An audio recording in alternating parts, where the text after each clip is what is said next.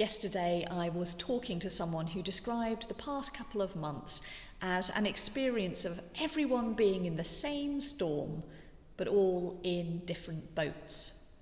I thought it captured it rather well that we face the same challenges, but our lived experiences of this time have all been rather different. Back in mid-March, the Church of England took the decision to close our buildings and asked us to stop our services and activities. And so overnight, the church nationwide had to adapt to a new way of being. And that new way of being has had to take account of the fact that we are all in different boats. And so over the past couple of months, we've tried to do a variety of things to help people stay connected to God and to stay connected to one another. We've sent out these video updates, videos of members of our congregations. We have been putting things in the post to people so that you have something tangible at home to use to help you pray. We've emailed out resources and put them onto our website.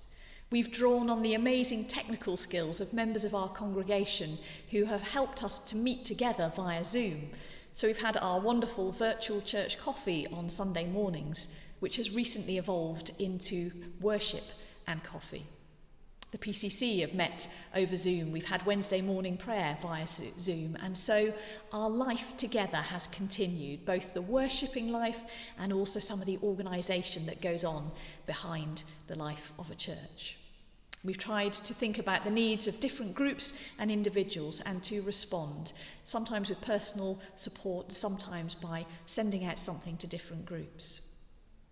As well as that, we've been thinking about the practical needs of some of those in our congregations.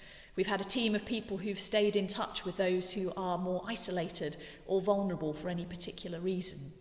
And as well as that, we've been providing financial support to families who've appreciated some extra help at this time. All of that money that we've given away has been donated by church members, and so far we've given away almost £2,500. So where are we now? Well, places of worship like this one continue to be closed at the request of the government, and the Church of England are working away behind the scenes to prepare for a gradual reopening. As and when our buildings reopen, worship will be very different. For a start, numbers are likely to be restricted, so we won't be able to welcome everyone back in, perhaps just small groups at a time. We'll be required to socially distance, so we'll mark where you're allowed to sit in the church. There will be no singing, no shaking of hands, no hymn books or service cards. We're going to have to think very carefully about everything that we do, and we'll have to adhere to the guidelines that are given to us. For me, there is a tension that exists between the need to open our buildings again and to welcome people in, to have the visible sign that the church is alive, but also the need to keep people safe. And I think that's a very delicate balance to be maintained. For me, it is important that we are cautious in the coming weeks. So if we can open our churches from early July for private prayer, we will do so very cautiously. Churches in other parts of Europe have begun to open up, and sadly some of them have had an outbreak of cases. So we will do things slowly.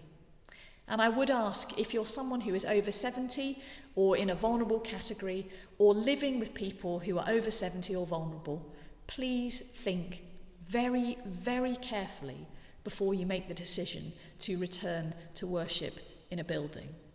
For me, I firmly believe that we can encounter God anywhere at any time. I know buildings are significant to many people, but for me, the Holy Spirit brings our faith to life in our hearts, so we don't have to be back in the building just yet.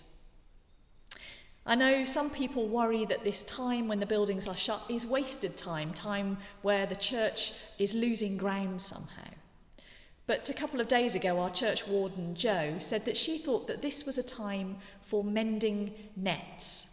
I thought that was a wonderful expression, that idea of saying this is not lost time or wasted time, but time for us to do some necessary practical work, some organisational work. But also I think God is spiritually preparing us for the coming months and years. We've had a deepening sense of community through meeting together on Zoom. How unexpected. And I also think people have grown in their faith as they've not been reliant upon coming to a service on Sunday, but have been feeding themselves on a daily basis, looking to find ways to encounter God. So I think a lot has been going on under the surface, and God is readying us for the things that he's going to call us to do, for our opportunities to serve our community. A few people have asked me about the church's financial position.